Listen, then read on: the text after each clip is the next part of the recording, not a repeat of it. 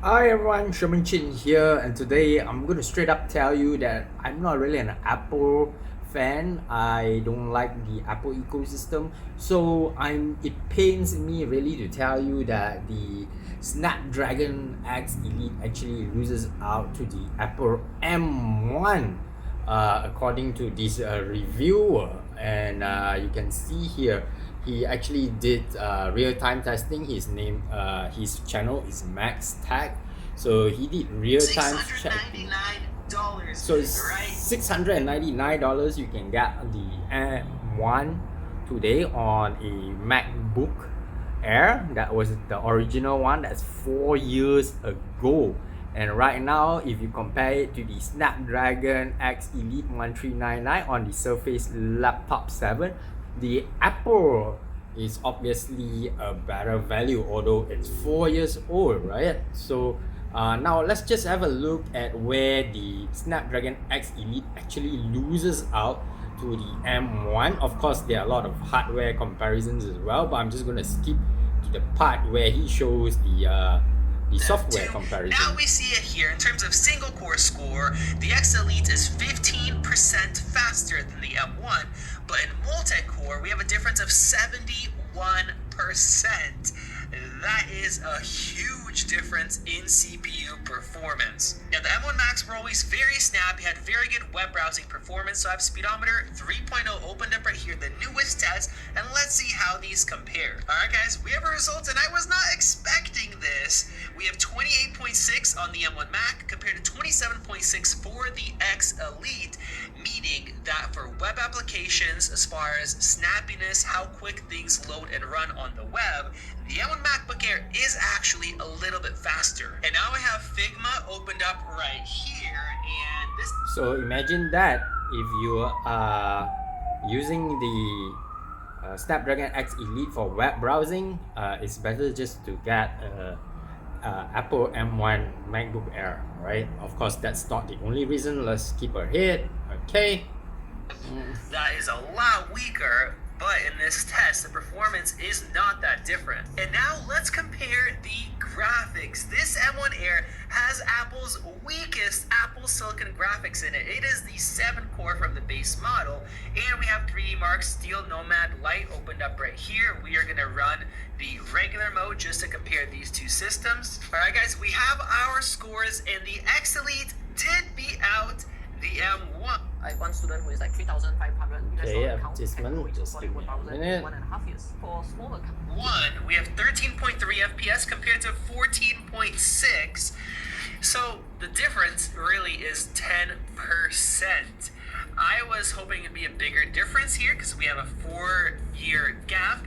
And if you did have the 8-core graphics model instead of the 7-core, so if you upgraded that, well, then the Mac would actually beat the X Elite in terms of graphics. And now I have Blender opened up right here with the classic BMW test. And unlike the M3, the M1 does not have ray tracing, just like the X Elite. So let's go ahead and compare this render. Alright, that is done, and our M1 MacBook Air took 2 minutes and 12 seconds compared to 4 minutes and 19 seconds on the X Elite. So we can see that the M1 chip on the Apple actually outperforms the Snapdragon X Elite because of the dedicated GPU. Actually, it's not dedicated, it's on the SoC itself. So that's kind of surprising because the Snapdragon X Elite does have the Adreno GPU built in, except that Blender cannot use it. So that's something to look at if you are a content creator. So I guess if you are a content creator, the Apple MacBook is still better, right? And let's just skip ahead. Okay, to 14 minutes here. Okay, this is DaVinci Resolve. This is a video editing software. Now I did the comparison between the Apple M3 and the Snapdragon X Elite, and the M3 did win out. Looks like the Mac is done right when the X Elite got to the halfway mark. So definitely quicker at stabilizing.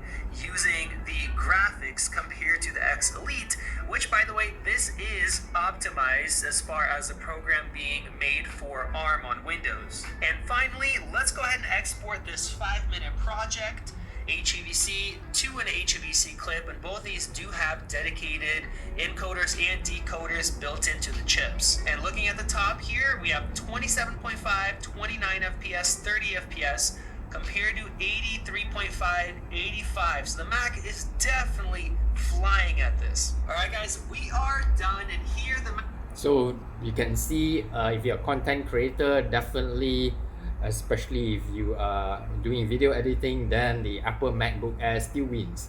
So let's have the final thoughts here. Does the X Elite destroy the M1? Well, in certain CPU tasks, absolutely it does. But then when we look at all around, if there are programs where you need a good media engine, where you need good graphics performance, well, that's where the X Elite starts to fall apart. In the gaming tests, it was barely faster. And this is Apple's weakest GPU, and then in some of the media tasks it was quite a bit slower as well.